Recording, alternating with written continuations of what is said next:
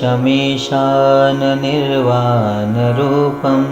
विभुं व्यापकं ब्रह्मवेदस्वरूपं निजं निर्गुणं निर्विकल्पं निरीहं चिदाकाशमाकाशवासं भजेऽहं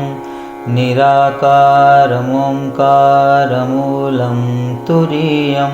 गिराज्ञानगोतीतमीशं गिरीशं करालं महाकालकालं कृपालं गुणागारसंसारपारं नतोऽहं तुषाराद्रिसङ्काशगौरं गभीरं मनोभूतकोटिप्रभासी शरीरं स्फुरन्मौलिकल्लोलिनी चारुगङ्गा लसद्भालबालेन्दुकण्ठे भुजङ्गा चलत्कुण्डलं भ्रुं सुनेत्रं विशालं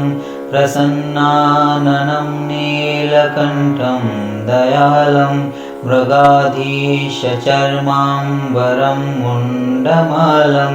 प्रियं शङ्करं सर्वनाथं भजामि प्रचण्डं प्रकष्टं प्रगल्भं परेशम् अखण्डम् अजं भानुकोटिप्रकाशं त्रयशूलनिर्मूलनं शूलपाणि भजेऽहं भवानीपतिं भावगम्यं कलातीतकल्याणकल्पान्तकारी सदा सज्जनानन्ददाता पुरारी चिदानन्दसन्दोहमोहापहारी प्रसीद प्रसीद प्रभो मन्मथारी नयावादुमानाथपादारविन्दं भजन्ति हलोके परे वा नराणां न तावत् सुखं शान्तिसन्तापनाशं प्रसीद प्रभो सर्वभूताधिवासं न जानामि योगं जपं नैव पूजां नतोऽहं सदा सर्वदा शम्भुतुभ्यं